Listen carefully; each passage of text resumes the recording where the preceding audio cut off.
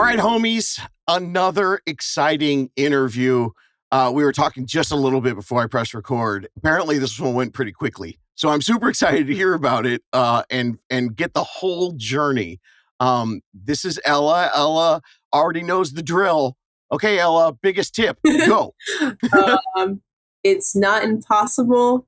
You can do it. No one's expecting you to do this alone. There's resources out there for you to do this. It's not as huge as a thing people make it out to seem.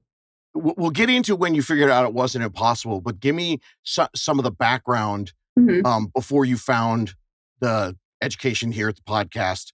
How long have you been renting? Well, first of all, if you don't mind, because you look young to me, tell everyone how old you are. I'm 20, 20 years old. Wait, are you done? 20? There's not another number after that? I was 19 when I bought the home. Holy crap! Okay. Okay, so the question, how long you've been renting, was, I should rephrase that. How many months were you a renter, or were you ever a renter? We rented for 2 years. Okay, who's we? My boyfriend and I. Okay. Yeah. So you rented for 2 years. So 18 years old, you were renting. Mm-hmm. What on earth at 19 gave you the idea to buy a home? Was this for a family thing, or is this a you thing? Well, I mean, we worked together to get the home, but we were renting. We were just really tired of renting. So it was just like, we wanted to have our own space. Our friend recently passed away, and we wanted to buy a home just to because we're like, life's too short just to be sitting around here renting. And we wanted to have our own space and do what we want in our own yard. And so it was really important for us to get out of renting and to start investing into ourselves. Wow. Okay. I will ask this again. What a wonderful testament to be able to take that tragic situation in life and, find something for you and your boyfriend. Did either of you have this like from your family, or is this your own personal discovery that you guys had together after that event? Yeah, it was our own discovery, I would say. I never grew up in a home, and I really value having a home in a family, because I feel like having to move a bunch, and I don't know, like it's stability, which I really value. I think it's really important to bring your children up in a home and not into like. And I understand everyone has their own situations, and that's totally fine. But it's just something I think is really important. And and my boyfriend grew up in a house, and his family's wonderful. And it's just so I thought that was really nice too. I mean, you say that with the right amount of empathy, understanding everyone has their own personal situation. And right. I think the one thing I've learned doing real estate for 20 years and helping so many first-time home buyers, but this 6 years of the podcast, man, 72% of the people that come to me and say they can't buy, and so they want an 18-month plan, are under contract in 3.2 months. So I think that getting the word out, people just taking the leap to understand. Yeah. Okay. So you were renting. So let's talk the numbers first before we get into the fun details. Yeah. What was your rent for you guys? So it was $1,500. It was like a 2-bed townhouse situation, and that was pretty high up on our price range for renting. So we already weren't super happy about it. Okay, so you were $1,500 for 2-bed, and what type of home did you purchase? It's a ranch style 3-bed, 1 bath, and then it also has a 4-season attached, and then it's 1.3 acre. So, holy moly!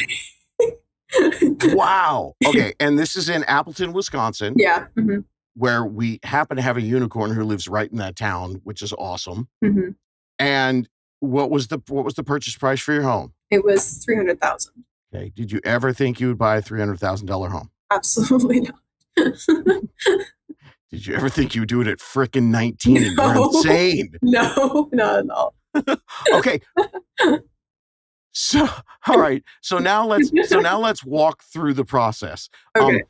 So for 2 years, you guys were renting. At some point in that renting phase, and specifically influenced when your friend passed away. Was there a situation where you guys were already starting to save, or did that all? Okay, you did. Yes, yeah. So we basically were saving. We were talking about it for a while. We went to go see some houses and stuff at some point, and we kind of just like stopped for a bit. We're like, no, we're not ready yet because X, Y, and Z. Buying a house is scary, like, not Yes. ready for it.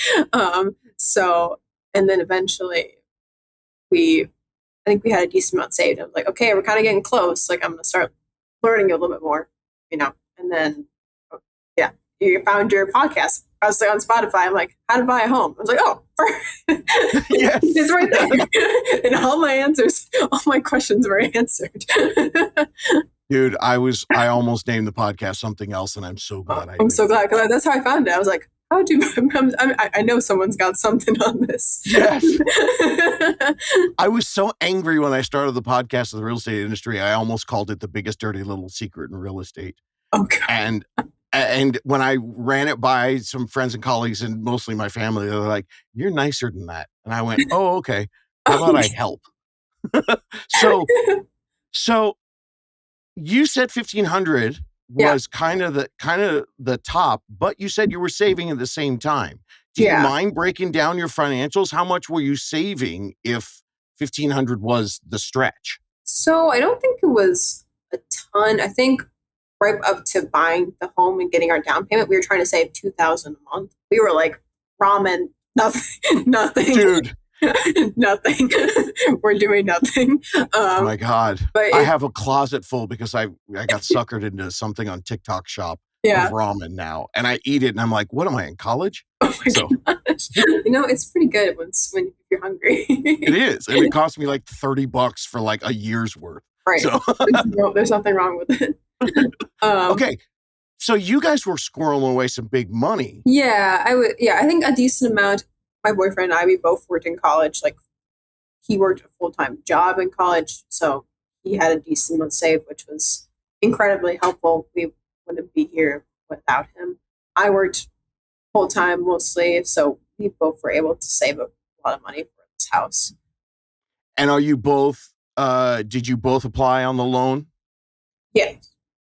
Oh, And so it used both of your income. So I mean, you're so young. So how long have you had your job? well, I mean, we, we moved up here about 2 years ago, or no, actually, no, it's actually been just about a year. We moved up here a year Okay. ago. He graduated college and then he got a job up here, so was making a bit more, and then I got a job, so we both were making a decent amount, so that was pretty helpful. Okay, wait a minute. But we're breaking one of the myths right here. Oh, Everybody says you have to have a job for 2 years. oh Sounds like you guys didn't have 2 years employment and when you bought the house. no, Because you reached out to me in August of 24. right, Um, yeah, and then let's talk about the speed. I think think I connected you with someone like September 12th or something like that. yeah. Okay, wait, I think I have it. I remember it. So it was. Okay. I talked to Kevin on that Sunday. Monday we got our loan, like, or the loan like approved. Like, Yes. that's right. And then we saw the house on Friday, and then we got it accepted on Friday. So I think it was actually like a 6 day. Yeah. So like we met with we yeah Oh my God. yeah we talked to Kevin. We went to the loan Ben, our loan unicorn. Yes. We met with Kevin in person. Saw the house we wanted on Friday. Said yes. Got and then Kevin was like, if you don't take the deal, like, we're not gonna go through with it. They accepted the offer. I'm like, oh, okay. So it's actually like five and a half, 6 days. Okay. So on your own, you had done some of this preparation work, Yeah, looking at other homes. So you guys had an idea of what you were looking for. right. Kevin wasn't our first realtor. We had some hiccups with, yeah. Oh, you're gonna love this. Oh, yeah. tell me the hiccups. Okay, so guess who saw a house? Like, oh, cool. And I clicked on like just a random, like Zillow. I was like, oh, okay, I'll go look at this house. They assign you this random realtor, no idea. You meet up Yep. with them, and then So you see a couple houses with them, nothing really interesting. And then you go find a house and she's like, oh, we bought this house. We want to refurbish it and sell it to you guys. We're like, oh, we were actually interested in this house. No way. Yeah. She the realtor or Zillow? She the realtor bought it as investment for herself. And then was going to re-stew it and then sell it to us. Okay. So we have this phrase in real estate where it's called the fiduciary responsibility of when you create what we call an agency with a customer, a buyer. How on earth are you representing the fiduciary responsibility of the buyer if you're attempting to make a profit on the flip that you just bought? I have no idea. I think it was her husband. Okay. I was like, we can do it. I don't know. I think it's like something they got going on together. So we didn't really respond to her, and I'm like, no, we're done. We're not doing this. Oh, thank God you guys are smart. Well, actually, with no offense to you guys, but anybody should have run away from that. I was going to say thank God you were smart enough, but I was like, oh no, that's okay. Cut out this segment, editing people, and let's make 1 billion TikToks about why Zillow sucks. That is corrupt. I know. We were just like, that's our horror story. Just like, dude, I thought I heard it all. That was insane. No. Okay. So when the Zillow agent tried to sell you the house that they were flipping so they could make a profit off of you, which by the way is ridiculous because they're double dipping because then they get the buyer agent fee from the seller. So they're getting okay. So is that when you searched Spotify and found us, or is that when you took the break? I think it was kind of in the middle of it. I think I had found your podcast, maybe listened to an episode or two that just like get a grasp kind of what's going on. We were working with her, and then that whole situation happened. I was like, no, I'm gonna submit this form and we're gonna just go for it because I'm not doing that. So okay, and then you met Kevin, and my favorite part of your story was, and then the first day we did the loan, what is it called? Yeah, that's an application and approval. So it's been a minute. I know, but to me, it's like all the people who go, oh, I can't do it. Yeah, you can. Listen to Ella. when you have the right trusted people, though. Mm-hmm. So how did the first meeting go? Oh, did you guys Zoom or did you go meet him in person? We did give him a call just to like make sure he was like a real person and wasn't gonna, I'm not sending you to an AI bot. Oh, I know. Come on. We're in California. I gotta make sure. Yep. Good for you. Trust and verify. Yeah. So once we realized he was actual, we were like, oh, okay, we'll meet with you. And he's right down the street from where my boyfriend works. So we're like, okay, we met with him. Super nice. His whole entire business, Kevin's business, is based off of helping people. It's really cool. Like he explained that to us the whole time. It's like, I'm doing this for you guys. I want you guys to be informed. And, it was just really nice to talk to someone who actually cared about the buyer and not just about making a profit. So it's so interesting because I've known him for many years. And, everybody in real estate talks about how you have to do videos. And like, he doesn't have a gigantic Instagram or TikTok, but he just makes these videos and emails them to us. I know. He's so nice. And it's like, hey, here's what's going on. Yeah. Sometimes it's like, there's going to be a cool state fair. And sometimes it's like, here's what's going on with the market. And it just shows up in your email box and you're like, oh, and it just continues to show that higher level. So after the first meeting, he said, let's meet with the lender. And you just thought you were going to give him a few numbers. And then you got a call later that night and you're like, holy crap, we're going to look at houses. Yeah. I mean, yeah. So like we met with him and then we saw his house a couple times until like we kept popping up. We're like, oh, that's kind of like perfect, but like a little high on our price range, so we're like, maybe not. But then I saw there was an open house on Saturday. I was like, oh, we got to see this house before because it's going to get snatched up. So then huge tip. Sorry, the reason she's giggling is because I freaked out on camera. If you're listening to this in your ear holes, I started jumping around like an idiot. Yes, huge tip. Tell everyone the tip. If you're Um, with a good unicorn realtor, what do you do when there's an open house on Saturday? Go see it before the open house and put an offer in if you want. Yes. Yeah. That's fantastic. Yeah.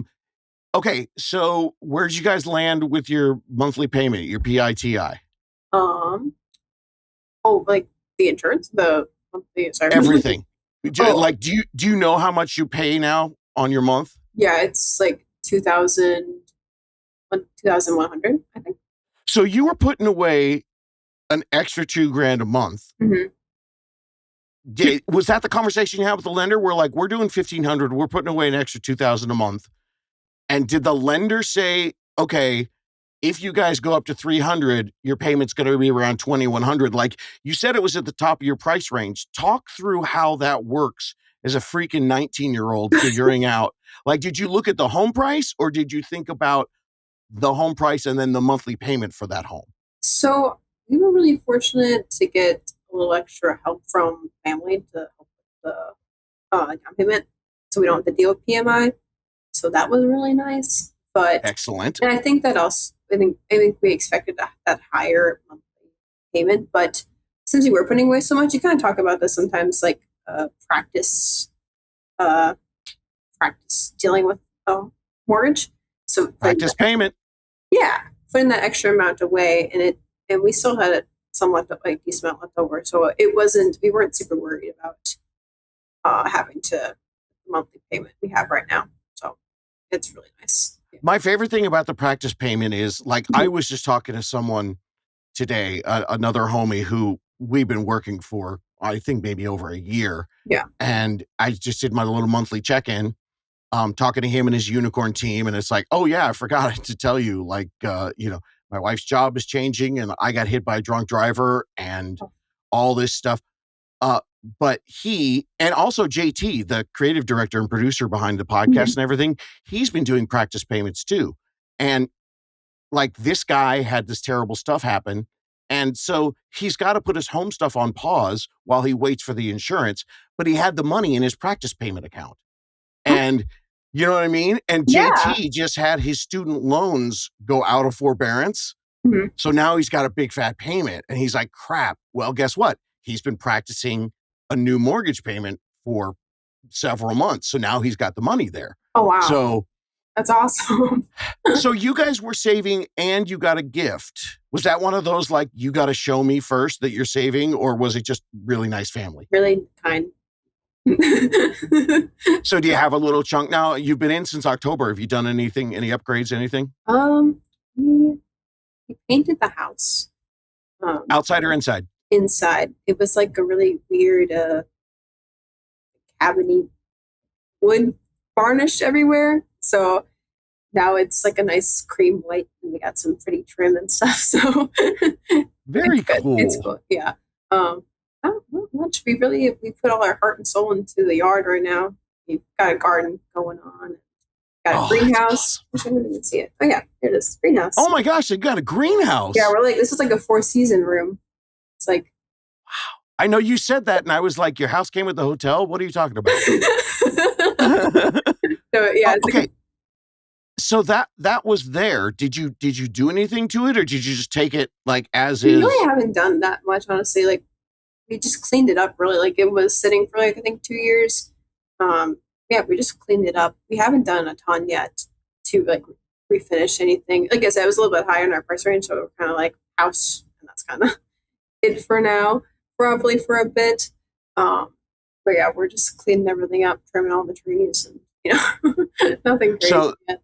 when you guys were putting your list together, did you agree on the yard and the Oh yeah, acreage? yeah. That So was we have something. a 2.5 car detached garage, and that my boyfriend's all over that, and Yeah. in the land too. It was kind of crazy because like we always when we go look at a house, it's always like one or the other. It's like the four-season room I really wanted, or the extra garage space. It's never been both and then some with the land. So it's like when we saw it, I was like, "Oh crap, we're gonna have to, we got to go now." So The opinions of Ella do not represent the opinions of the How to Buy a Home podcast. Remember, I tell you, it's always options, and you're going to have to give something up. unless you score like you did. Yeah.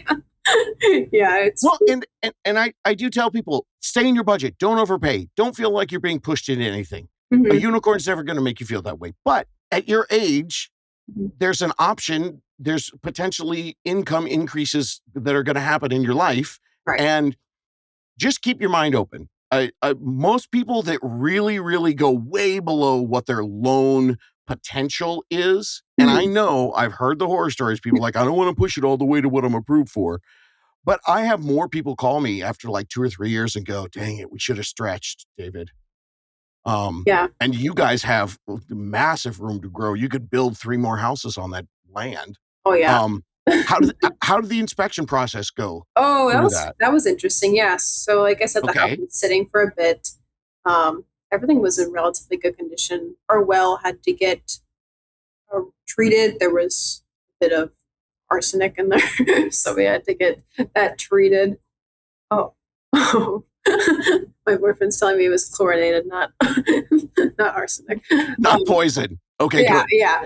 They came in, and I think there was like feces in our well water, so we had to get a reverse in arsenic. So we had to get a reverse osmosis system installed. So that was something they had to do. There was like some mold in one of the garages over there, so they had to take some stuff out. It wasn't bad though. It really wasn't.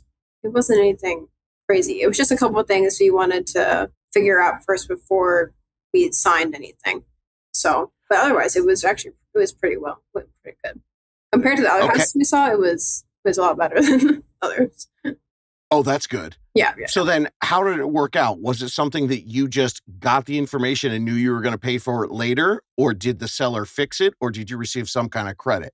So yeah, they actually fixed everything we wanted um, before we got the house, which was really nice because we were kind of expecting maybe they wouldn't do everything and maybe they were going to fight us on something, but they actually accepted it. For those out there who don't know, so you did the inspection process, and then you reviewed the inspection with Kevin, Mm-hmm. and Yes, then yes, Kevin put together a negotiation piece, sent it to them, and they pretty much agreed to everything. yeah, yeah. He was super helpful with it. Like he did like a walkthrough with us and like try explaining things like parts of the house, like because we have a little bit an older system, like the well, the septic, and the oil. So we wanted to. He helped us walk through and like kind of notice these things, and which was really nice. And he was really good at communicating with us what things we needed to get, we should probably get fixed before getting the home. So he was kind of by our side the whole time, which was really nice. An inspection becomes two things. It's immediate things that needs to get fixed, and then it Mm-hmm. also becomes your kind of to-do list later on for the Right. things that aren't immediately gonna affect you. Yeah. Yeah. I remember having a big list of things and like checking off, like making sure all the lights worked and like the outlets were good and all that stuff before we signed. So that was, I'm gonna put you on the spot. Do you know the age of the home? Do you know what I year think it it's was? 1973 or something like that. Around there, 1970 something. So That makes sense. That thus all the wood paneling and the wood in yeah, it. It was it looks like a cabin. I don't know. It feels a lot more homey now for sure. But it was felt a little more up north than I would like. So okay. So your 5.5 day journey, yeah, you're long stretch. you jump in, uh, and you guys did your initial deposit, and then you go through your inspection. What was the moment like when you made the full commitment and said you were all in? Were you guys comfortable at that point, or was that like a new stress level I for think we a were a little. 19-year-old? I think we are a little stressed. We we saw the house and Kevin's like, I'll submit your application or your yeah, I guess application is the right term for Your that offer? offer. Yeah. Yes. Submit your offer, and we're like looking at each other like, do we want it? I'm like, yeah, I guess I like it. Yeah, it's cool. And then he's like, okay, submit. And then we were driving back to our hometown, and we got a call from Kevin that they accepted, and we're like, "Oh crap, it's now, now or never." So that was a pretty. Oh, it was like at 9 p.m. too, so we're like freaking. You know, it's there are so many little things in here that like I read through the lines and I know.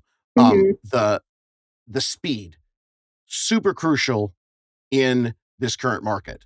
Oh yeah. Um, the fact that you were prepared ahead of time, it wasn't reckless speed Mm-mm. because you'd already looked at houses and then you aligned yourself with someone who knew the area and the property and took the time to hear what you wanted. But that speed of the lender, that's when people come to me and go, I got this great lender. He's going to offer me like, 0.18 less than the other guy. And I'm like, cool. Try to get that guy to get you a full loan approval in like 12 hours, like your guy did. Because they have a relationship with the realtor and Mm-hmm. they have to work with each other. Right.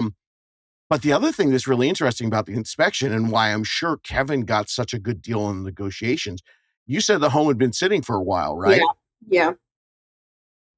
So Yeah. what was unique about the home that you think it wasn't sold in this low It's a inventory time? modular home, or Oh, cool. so people don't really like that, I guess, because it's kind of no attic, really. And honestly, we weren't even expecting a basement, and it had a full basement, so we're Whoa. more than happy. That's a common thing with modular homes. They don't have basements, and they don't. Yes. So sorry, you're a realtor. I don't know why. Why am I telling you this? You know what it is.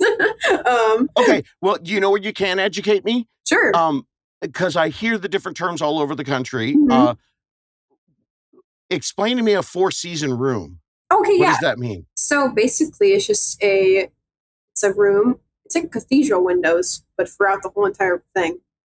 So it's an add-on room, and it's like windows everywhere. There's like a patio door, and it's cathedral windows. It's beautiful.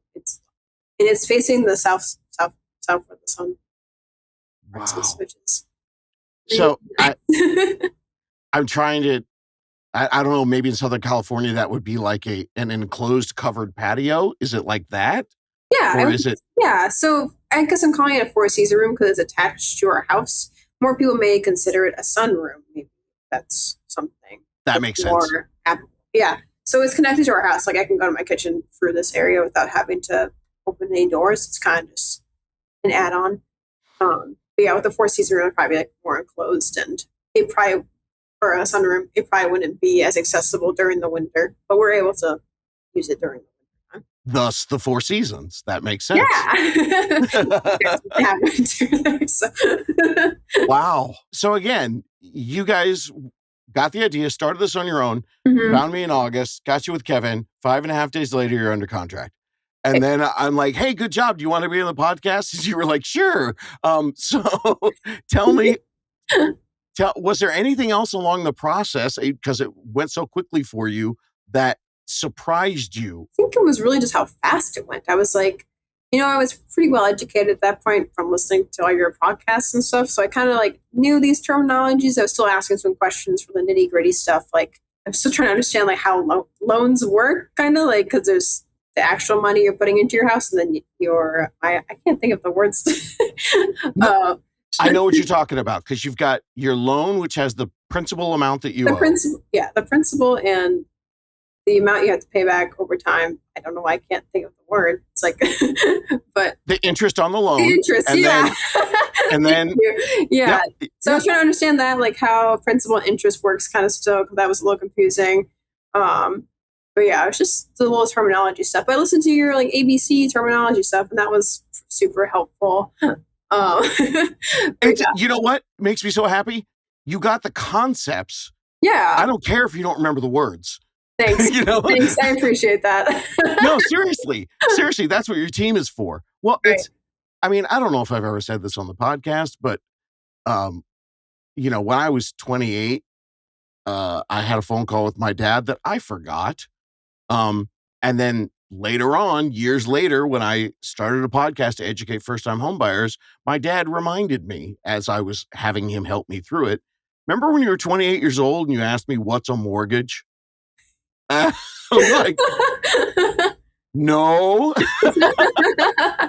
Look at you now. But that it's very obvious why I wanted to help people because I should have bought a home at your age, easily could have and should have. Um, and so we're gonna jump ahead a little bit then. Okay, sure. Are you guys planning on staying in this home for a long time I think today? so. Yeah. Yeah, I think so. Yeah. Yeah, So like more than 7 or 10 years.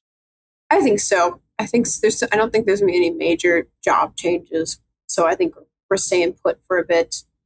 So I'm excited to see how this place develops over time. Okay. Do you have your phone near you? Yeah. Okay, get it. Okay. Okay. Have Go it. to your calendar Okay. and put uh, a, a a reminder in the day you closed. What was that? October 20, 14th, I think it was 24th. 24th. Yeah, I've got it somewhere. That says call lender Okay. about David's crazy plan, and then put it as an annual reminder. Okay. And here's why. And save that in your phone. Um, what happens is your $300,000 home. By the way, anyone who's really a numbers person, I'm gonna say the caveat. My numbers are going to be totally wrong. Okay. But your $300,000 home, if you kept it for 30 years, I don't know, it cost you like $500,000, something like that, Mhm. because of the interest and what we call amortization. And it just accrues and accrues and accrues. Mhm. If, if in a year you call back and you're like, yeah, we still think we're going to be here for a while. One of the things that you can do is pay an extra mortgage payment a year. There's all this stuff online that'll tell you that Oh. that it reduces how much interest you pay. Instead of paying, Mhm. if you pay like one extra a year, then you might end up, instead of paying 500,000, like only 450,000.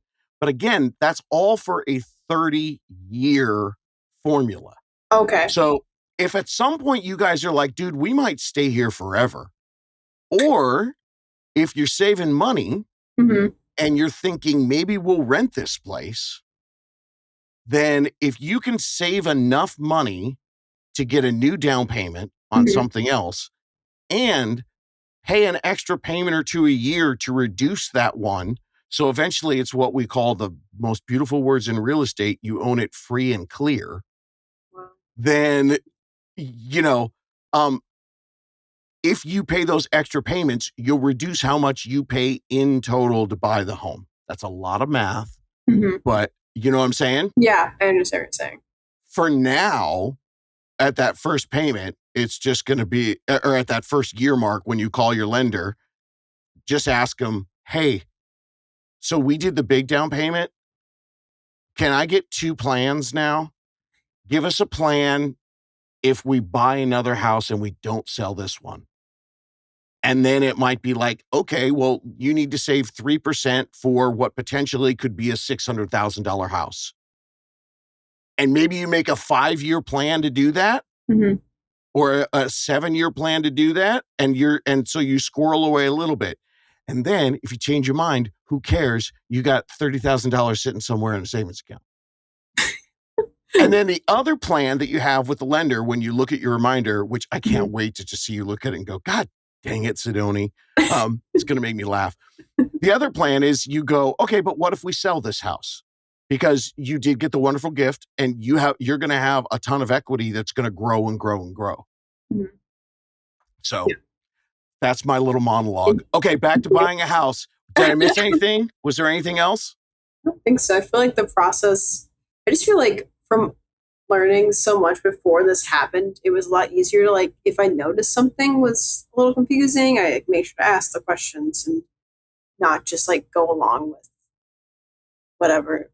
It's like, I mean, like trust your unicorn for sure. Like they're awesome, but like other realtor, like I feel like the other realtor I worked with, I'm like happy I had some background knowledge. So I was like able to see that wasn't like really what they're supposed to be doing. So I just really value the information you provide and stuff. So When you know that you're aligned with the best, people trusting and verifying doesn't make them mad. no, We don't mind being checked on. yeah. It's like, great, go ahead. And in fact, the fact that you had the Zillow realtor who was trying to rip you off probably made Kevin look like an angel. Oh yeah, absolutely. He was like, we were talking to him on the phone because we were kind of like feeling a little sketch. We were like, Yep. like I told you. He was like, well, we'll meet tomorrow and I'll see if I like you. Like you. Dude. Like, okay. Oh yeah. No, I fire people. I'll meet with them and I'm like, we're not a right fit. There's a million other realtors. Go ahead. Yeah. Unicorns do the same thing. Yeah. You know why? Because they're not desperate. Exactly. Yeah. And that's exactly what he told us. He's like, I'm here for you guys. I don't need the money. That's what he basically said. I'm like, that's like the best person we're looking for. Really. So there's transparency in the real estate business that people will say, okay, that guy, his ad is on the bus bench and in the grocery store. He's trying to get as many people as he can through his machine. Right. Kevin, me, a lot of the unicorns, we say, my business grows when you're fantastically thrilled. So I'm not about making the money with this one with you. You're freaking 19. Me and Kevin are in our 50s. And it's like, we're going to work for the next 10 years. And guess what? You're going to know a lot of people that need help. So if I give you that level of service, and it's such a wonderful reciprocation because you end up sitting here giggling in your big old house that you bought at 19. Yeah, it's pretty crazy. Dude, are your friends jealous? Oh yeah.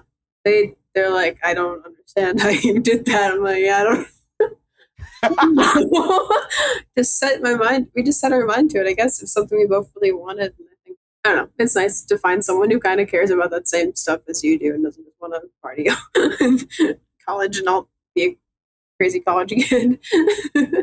So. Partnership is important, and it gives you the opportunity to expand and do these other things. And now you're sitting with, you talked about originally one of the things you wanted was control, to be able to do what you wanted to a property that you liked. Yeah. We did not want HOA at all. We had nothing to do with HOA. Oh. Yeah. Yeah. What's funny is the peace and serenity that you're talking about has a lot to do with stability and like controls the icing on the cake. You guys can do the school and do whatever. What was last question. I got to go back to it. That's okay. The loan thing. Yeah. So you guys moved. Mm-hmm. What do you remember how you guys qualified for only, were your jobs in the same fields? He was in college. Did he have a job lined up? He did. Yeah. So he actually started that job in May. So he was already there for a couple months. So I think they were. But you got a loan approval in September. Everybody says that's not possible. Do you remember how it worked? Or do you just remember, I listened to you, David, and then the guy said you're approved? Maybe he might have been paying a little more attention than I was. But I think basically it was just show that you've have a number. I was what's the question? The question was, how did we get the loan? What was the question? Most people think you need 2 years on the loan. You were only on the job. You were only on the job since May. How'd you get approved? Oh. So they counted my computer science stuff as work history. And also I was working full. Oh yeah. Okay, I guess he was working full time during college, so he was able to get. But they would have waived that, like for Ella being in college, they count that as work experience. Or at least that's what I was told. Yes. So the college being related to the fields of the jobs basically can wipe away the 2-year requirement because you basically get credit for your credits. Yep. Yes. Okay. That makes he was paying a lot more attention than I was. Did you tell him that the interest was what we counted as our rent? Oh, he said that did you hear that? Say it again. We counted the interest as our rent. I can come over for a sec. I'm not just going to come over for a second. I'm not sure that I was allowed to be seen. This is my boyfriend, Mitchell. This is David Sidoni. Hi, Mitchell. How to buy a podcast, man in the flesh. Yeah, I'm not going to lie. When she said, oh, I found a realtor. And I was like, oh, that's cool. And she's like, yeah, some dude on a podcast set me up. And I was like, oh Lord, here we go again. Dude, yeah, you thought you were going to get another Zillow freak who's trying to sell you a it flip. can't get worse than last time. So sure, let's try it. I told him about the story about our realtor. Yeah, and I met Kevin and I was like, dude, this sounds too good to be true. I don't believe you. And he was like, well, just try it out, see how it goes. And yeah, no, Kevin has been awesome. Yeah. We still That go over there skepticism is exactly what I need. Oh, yeah. I understand that everything that, I mean, I started this at 49 years old and everyone was like, what are you doing? You're crazy. And I'm like, someone's going to like it. I like it. Thank God. Otherwise, I don't think we would have the house we have today without that, honestly. So, okay. So getting into the details, what were you saying? You were looking at your interest as what? Oh, yeah. So I was walking through before and I thought I heard you ask something about like how we justified the monthly payments or anything. So we had gone in and we had looked at what we were spending in rent. And we realized that like interest on the mortgage was very similar to rent. So we had kind of decided like, as long as our interest or rent is going down, considering maybe the value of the house stays around consistent, like worst case scenario, or I guess worst case scenario falls, but we could count the interest as rent. So our rent was like 1,600, 500 or something. Yeah. So we looked at this with our interest being around like 1,100, and we were like, okay, so that's an extra 400 that's kind of going to savings in our head. And I mean, we could have done the 30-year to help with the payments. Oh, yeah. We're doing the 15-year. Yeah, so we're doing the 15-year to try to get it done with as soon as possible. Mm-hmm. That's how we got the lower rate and whatnot. But so like realistically, we did a whole breakdown where we were tracking every dollar and whatnot. And I think finally just seeing that like interest and rent were to us in our minds, and you might have a different opinion, but that it was basically the same thing. That's where we started to really start to see it. Did you bring all this information into the lender the first day and say, okay, this is how we see it? Or was some of that crafted with the lender? Or did you guys come in with that all baked and ready to go? No, we kind of came in with it. I think for us, it was really like, we had been looking at houses well into college and whatnot, just for like, hey, when can we do this and whatnot? And also with us dating and whatnot and looking potentially at marriage in the future, mm-hmm. It was really important to make sure we were on the same page for our finances and whatnot. So we kind of started working with our finances, and then that's where I was like, how can we set ourselves up the best? She kind of agreed, and we were looking at like, well, what monthly expenses can we reduce? And, the glaring $1,500-1,600 on rent was right there. So we were like, how could we reduce that? And it was like downsize, basically. And then I guess, I don't really remember who came up with it, but we kind of just thought about it. And we were like, well, we could upsize and own a home and be saving more money and be paying less in rent. And that also comes with our area out here. Am I allowed to say where we are? I said like Appleton, but yeah. Okay. So yeah, kind of in the Appleton area, it's a lot lower cost of living than like Milwaukee. So that's where when we got out here, we were like, holy crap, like groceries are cheaper, everything's cheaper. Yeah. And that's kind of where we kind of just realized we're in that position to be like, let's do it. Like, why not? Yeah. Why not? She had been in our duplexes and our rental areas trying to make little gardens everywhere outside. And we didn't have like, there was like a culvert almost, like maybe this little 1 foot by 2 foot section that she was out there. Literally, it was a pit. It was 4 or 5 feet down. She was digging in there, growing things, plants. She found like a rusty knife in there. We think it had blood stains on it, but like she's finding all this stuff and like just forcing a garden to come to life. And we were like, okay, you know what? If you want to do gardening, like maybe we don't do it digging through trash in Milwaukee for it. But so just a lot. Okay. Well, yeah. The simple lesson there is if you want to go from your trash garden, look out to other cheaper areas. And people are like, oh, maybe I can get a little patch of yard. No. Because of what you did, all that breakdown, looking at the 15-year, understanding that your home is a forced savings account, mm-hmm. realizing the waste of what's about $18,000, $19,000, $20,000 a year of rent. Mm-hmm. You went from a rust garbage garden to 1.3 acres. Oh, yeah. That's incredible. Well, so I would love to spend more time breaking down what you said because I understood it all. But what I will explain to the people who are listening, for Mitchell, who just sat down here, these are the type of options that you just can't Google. I love using ChatGPT right now, helping me with my stuff. But the reason I like it is because I don't ask ChatGPT. I load it into ChatGPT every podcast I've ever done. And so when I talk to ChatGPT, I'm like, what does Dave Zidoni think about this? And then it gives me, so I'm like, oh, that was cool. I said that. That was smart. Nice. But the experience to talk to someone who can take your idea and look at all the myths you guys busted. You know, you don't need 2 years on a property. Paying more than your rent is stupid. If I hear that one more time, Yeah. and here you guys are, man. So, Mitchell, tell me the truth. Who freaked out more at the 5.5 day speed of the deal, you or her? Oh, me. I was like so excited. He's like, "Oh, this is crazy." I was like, I gotta get a spreadsheet out. Like, yeah. I mean, did she tell you that we had looked at the house? And I was like, I kind of like this place. And I was like, do you want it? And she was like, yup. And then Kevin placed an offer that night, and I was like, oh, okay, like, yeah, this is happening. Like, it was weird because we had all the numbers, we had all the background that we needed, or that I thought we needed. Yeah. And but still, it didn't feel like I was prepared enough for Right, it. and that's what. And she's kind of one person that's like, yep, we covered our bases, we're good to go. And I'm like, there's got to be more bases to cover, but there really wasn't. I mean, the PMI thing. Yeah, So we had some had debates about that because I didn't want to do the PMI, but I realized that even with the PMI built in, we were still getting a pretty good deal. Mm-hmm.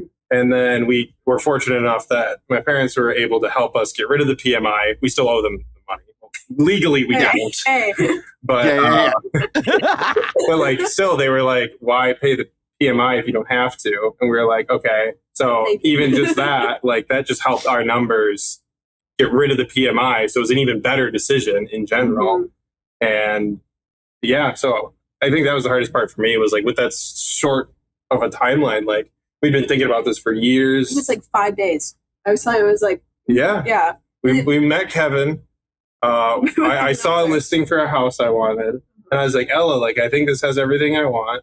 She looked into it and was like, I think it's got everything I want. And I was like, sick, let's wait for the open house. And she was like, Kevin's showing us now, the like, day basically the day before the open house. Why wait for the open house?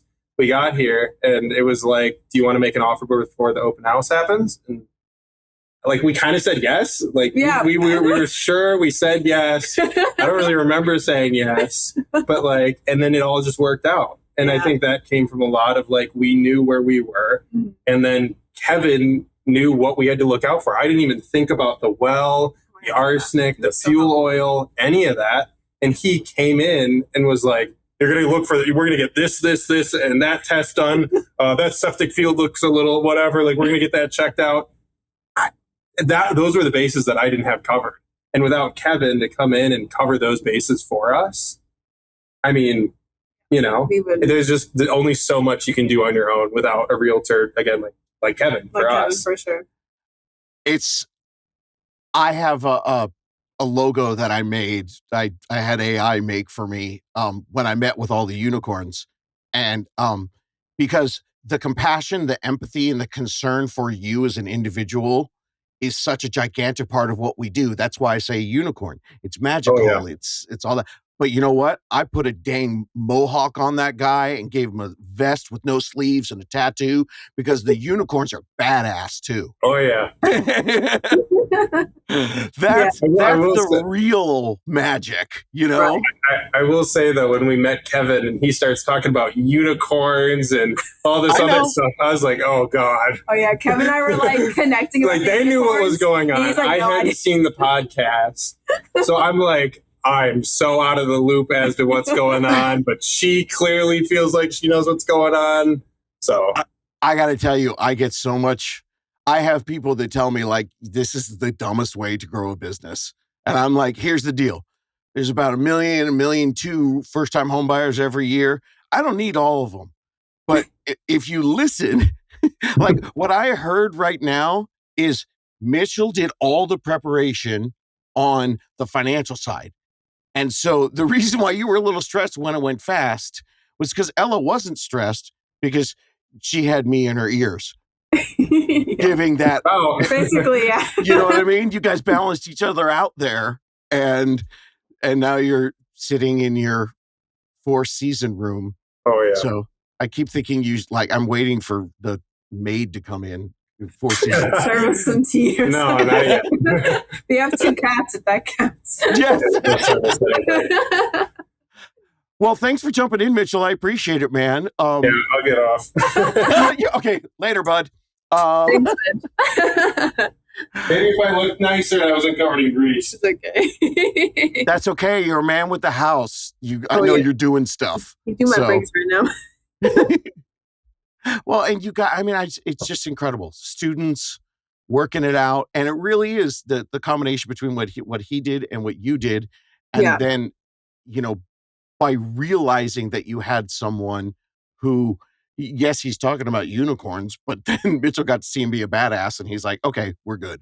He's good. Yeah, I know. He thought I was so silly. He was like, oh God. I think I need to make sure that when anybody says unicorn, you have to explain what that means. I think it's fun not to explain. So they're like, oh, she's just crazy. It's fine. That's why you and I get along, Ella. Yeah. Okay. Well, this was supposed to be 30 minutes and we're like an hour. That's awesome. Well, you can chop all things out. No way. This story is, everybody needs to hear. I could talk till I'm blue in the face, but when people hear it straight from the horse's mouth, that's awesome. So thanks, Ella. Thank you. Okay, I know it's a long interview, but this is another one of those where I turned off the microphone and then we started talking. Okay, Ella, this is the best advertising. She was just telling me how much she appreciates the fact that I don't have advertising on the podcast. And so I don't have to pay for a commercial because you're going to tell this. So you were listening to the podcast and you heard about what? I heard so there's like this window where you need to buy a home at this certain time. And it was between, I believe it was like, I reposted it like maybe like some midsummer till like February or something like that. And I was like, we need to buy this house now. We need to go get a house now. And we were so fortunate because there was a little dip with the mortgage rates.